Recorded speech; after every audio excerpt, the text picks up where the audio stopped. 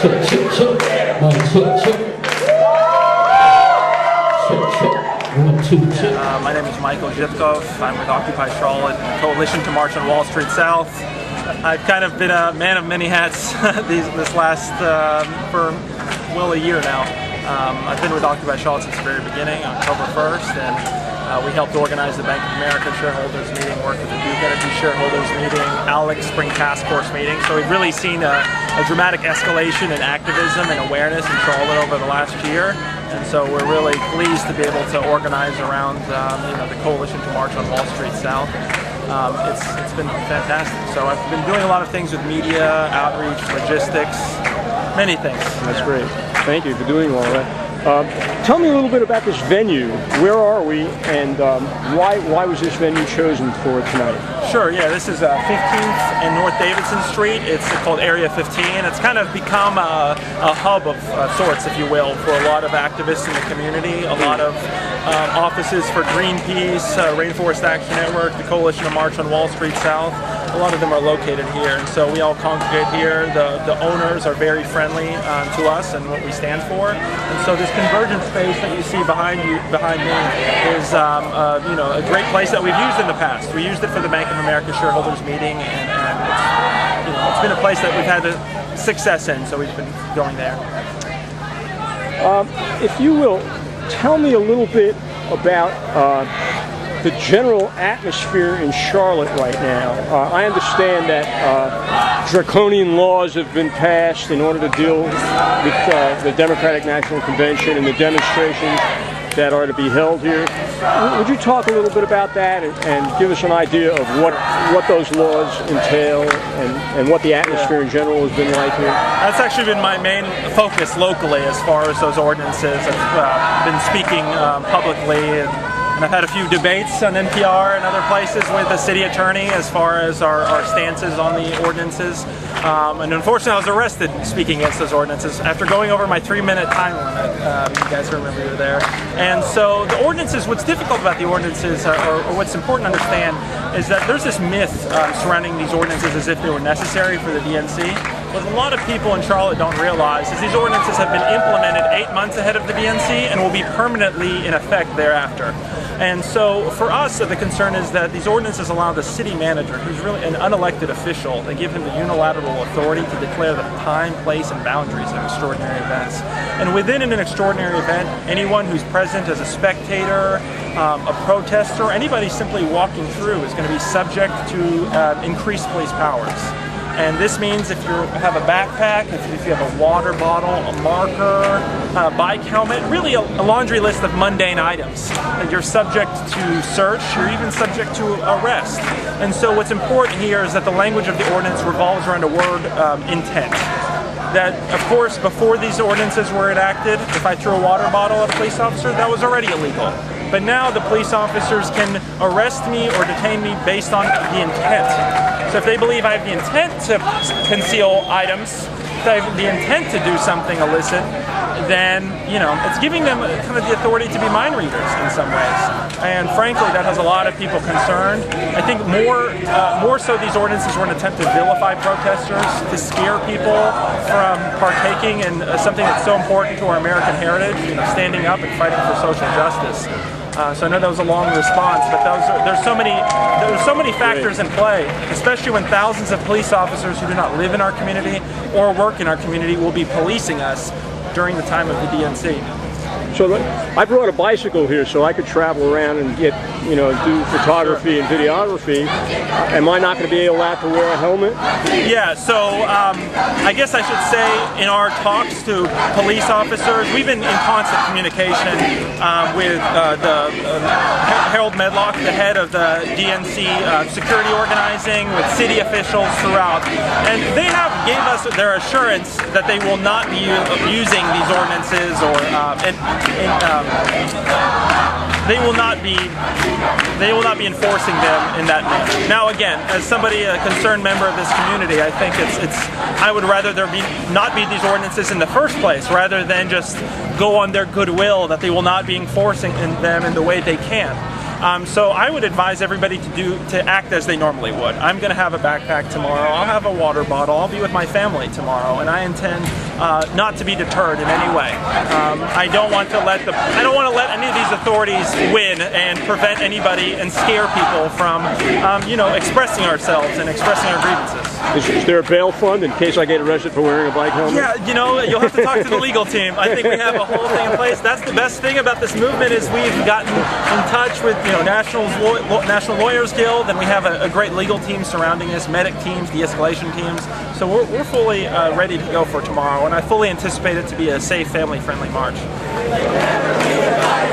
people united will never be divided. The people united will never be divided. The people united will never be divided. The people united.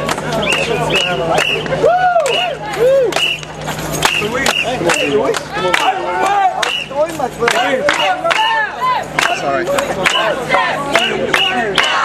What do we want? Justice! What do we want now? What do we want? Justice! When we want it now! What do we want? Justice! When we want it now! What do we want? Justice! When do we want it now? What do we want? Justice! When do we want it now? What do we want? Justice! When do we want it now? What do we want? Justice! When do we want it now? What do we want? Justice! When do we want it now? What do we want? Justice! When do we want it now? What do we want? Justice! When do we want it now? What do we want? Justice! When do we want it now? What do we want? Justice! When do we want it now? What do we want? Justice! When do we want it now? What do we want? Justice! Power! Power! Power!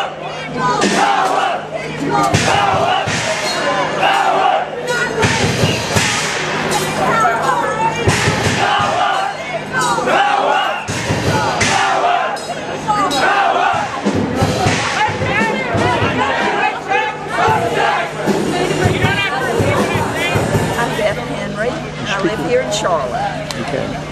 So tell me about what we're doing here tonight. So this is a festival the day before the March on Wall Street South. So there have been workshops here this afternoon.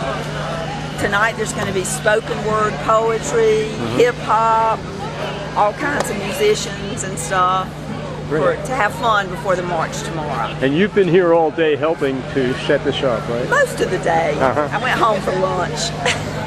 Yeah. You live in Charlotte. I do. And great. And I know you've been an activist for a long time. I've known you for a very long time. And for several years. So are you working as an individual or as part of a specific organization? I've been helping support the March on Wall Street South group over the last couple of weeks. Okay. And will you be, in what capacity will you be working for the next few days? Okay, tomorrow I'm marching with folks from Greenpeace and other Rainforest Action Network and other just people from Charlotte and all over the world in the No War, No Warming contingent of the march. Because I'm very worried about climate change. I also don't like war, so I feel very comfortable in the No War, No Warming group. Okay. All right, well thanks Beth, and I'm sure I'll be seeing you again in the next few days.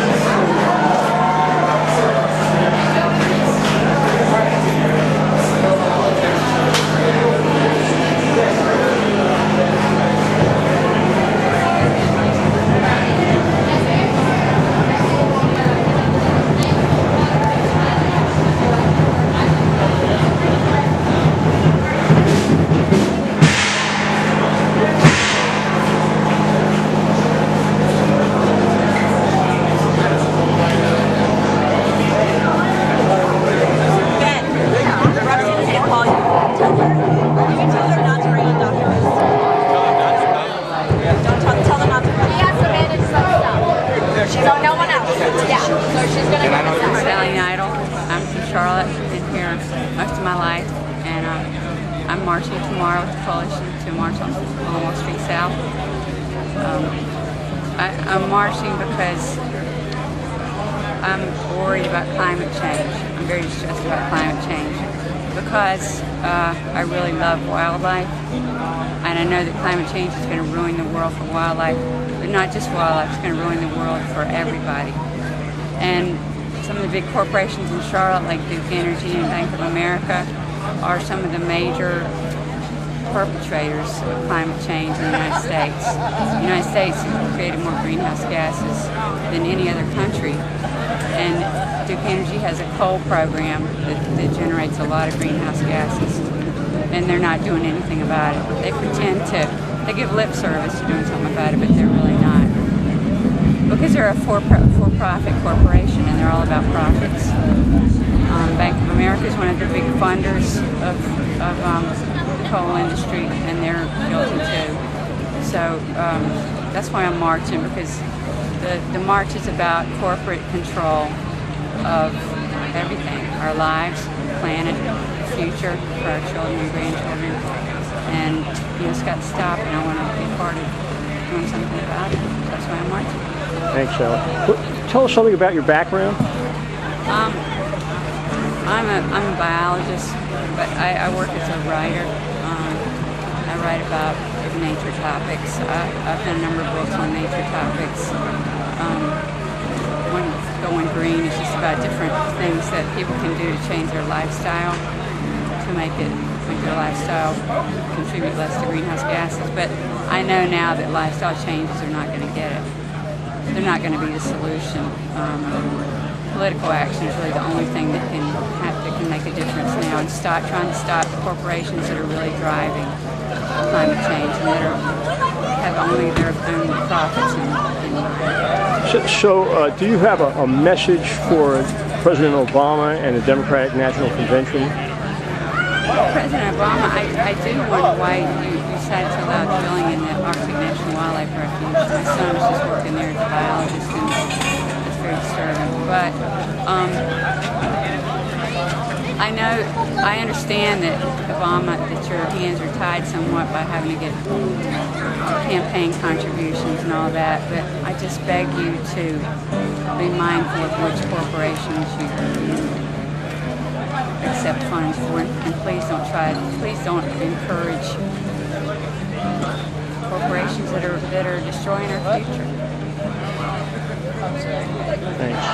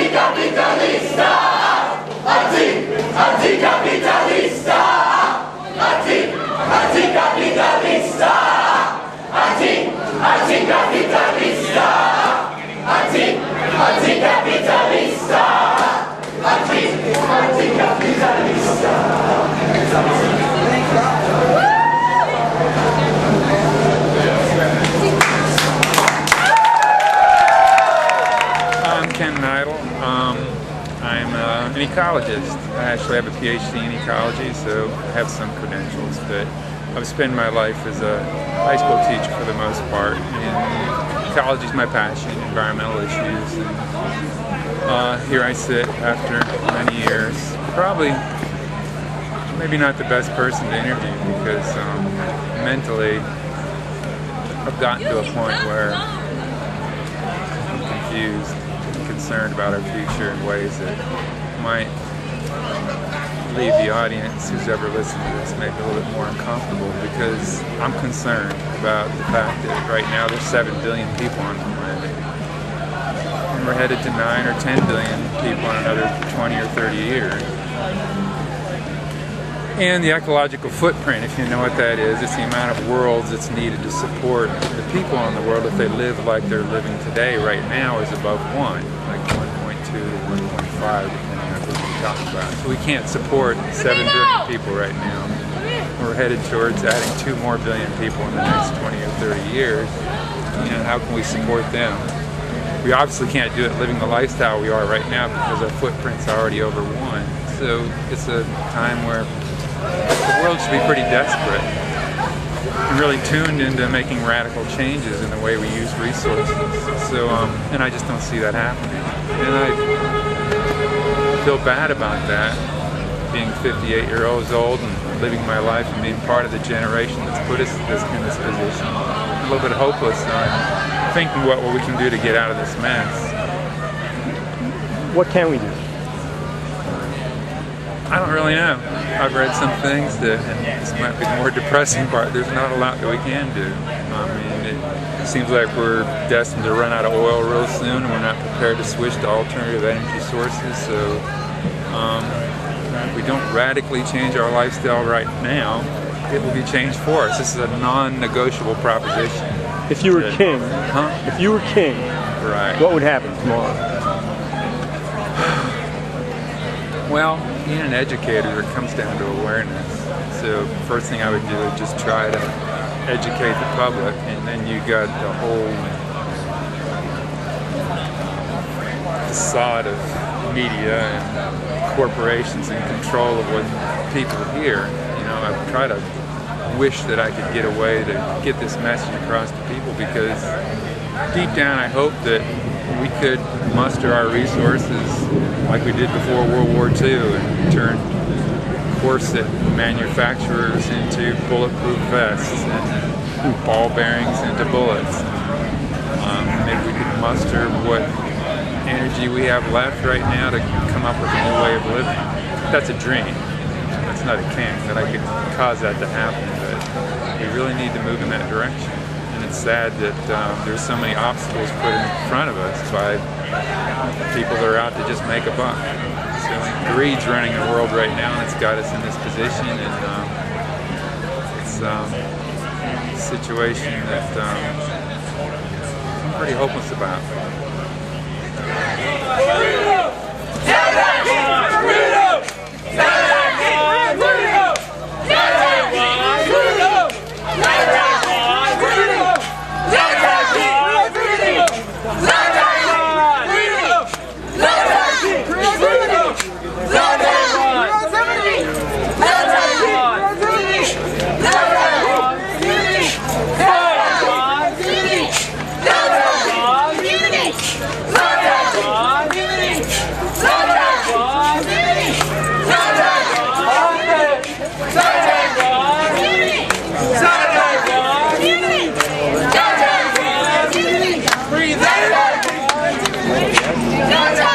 Camera out of me.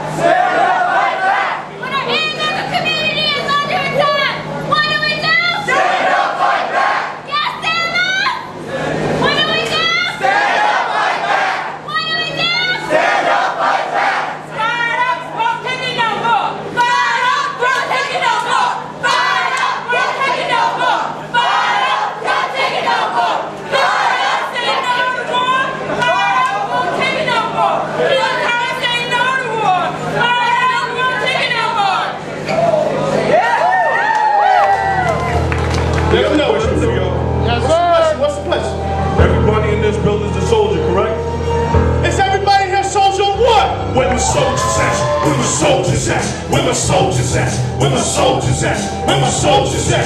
Where my soldiers at? Where my soldiers at? Where my soldiers at?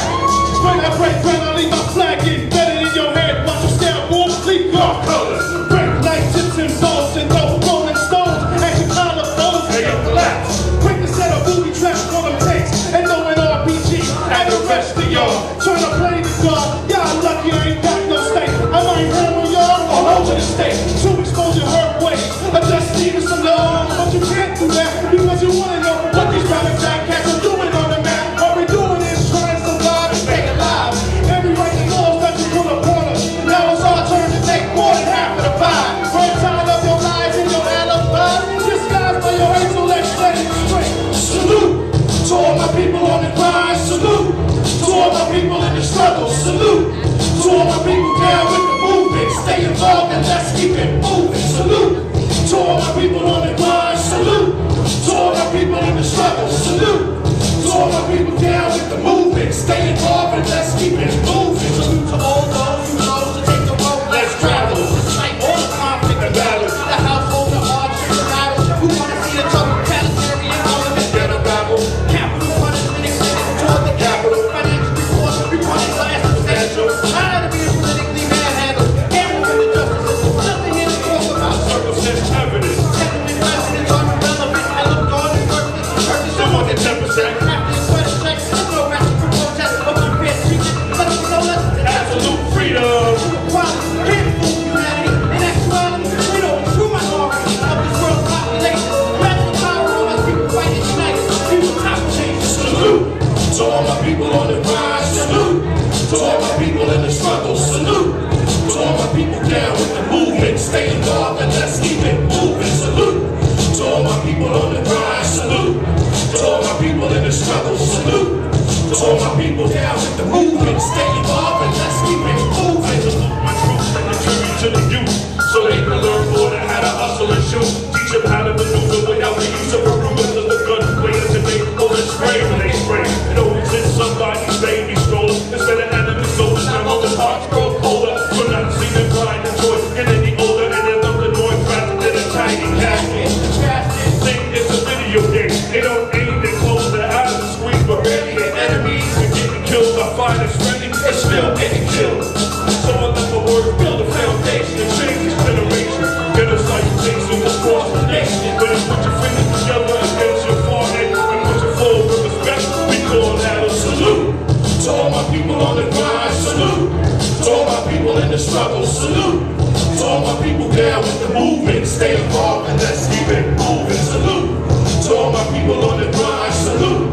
To all my people in the struggle, salute. To all my people down with the movement. Stay involved and let's keep it moving. Salute. Salute.